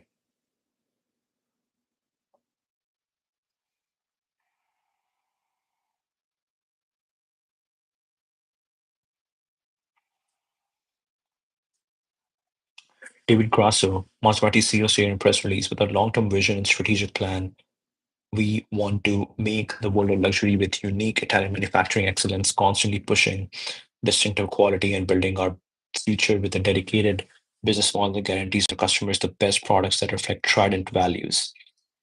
Focus on electrification, appears to be less volume, electric 100%, and to capture a new clientele who buy luxury electric cars, going into Formula E racing. Oh, shit. Yeah, I know. I think we have seen some Maserati involvement in Formula E. Continued focus on performance and innovation, emphasis on balancing company's luxury heritage with modern design and technology, as seen recent logo update and new vehicle launches.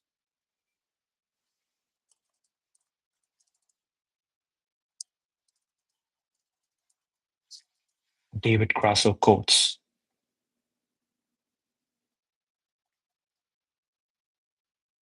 seems like he was at Nike.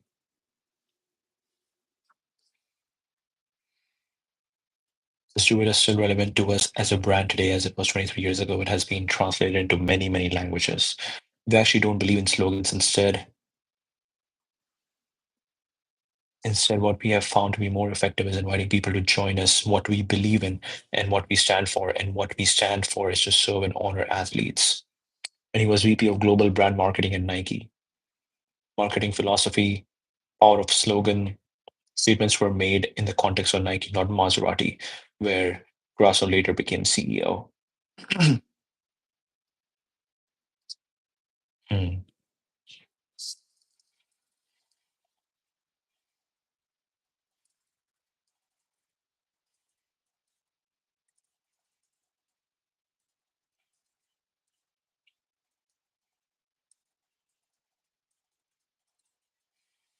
What initially made Maserati a luxury car brand? Racing heritage, started as a racing car manufacturer, early success in motorsports, back-to-back wins, Indy 500 and 3940, helped establish the brand reputation, transition to grand touring vehicles, 50s, retiring from racing and started focusing on production, grand touring vehicles, introduction of 3500, 3500 GT, 57 was turning point for brand. It was Maserati's first grand touring vehicle designed for from the ground up and the first series produced car, marking the entry into luxury car market. Exclusive and powerful cars. Very interesting. Look at this car.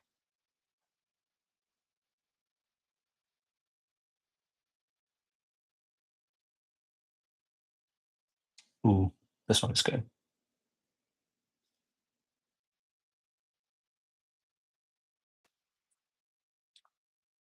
known for producing exotic, luxury, powerful cars, appealing to enthusiasts who wanted high-performance vehicles in Italian style. Often produced models in limited numbers, adding exclusivity and luxury appeal for the brand. Renowned Italian designers like Pininfarina, Pininfarina and Giorgetto Giorgetto, enhancing the aesthetic appeal of their vehicles. Brand became associated with notable figures such as opera singer Luciano Pavarotti, adding to its prestige. Iconic models, Quattroporte in 1963 and the Ghibli in 66, further cemented Maserati's status as a luxury brand. Mm,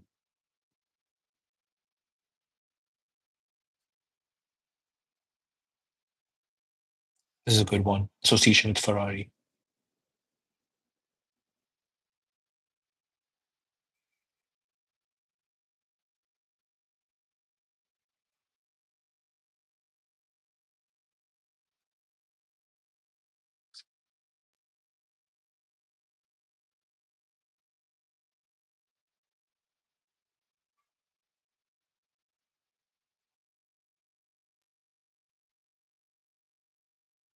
Mm,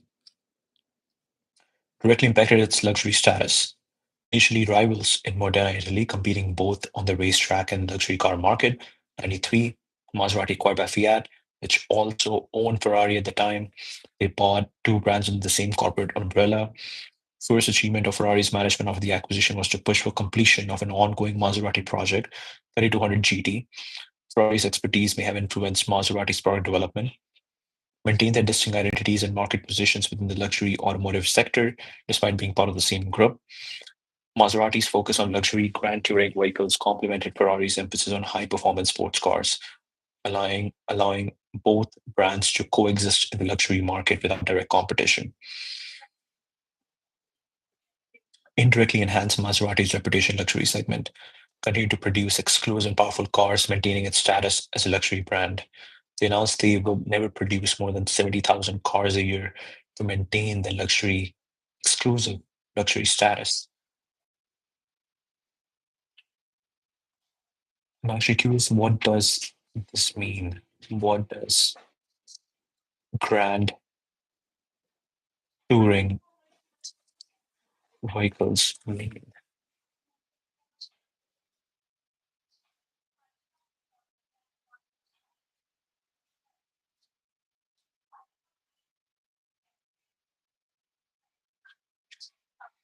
We're looking at some Jaguars, we're looking at some Bentleys,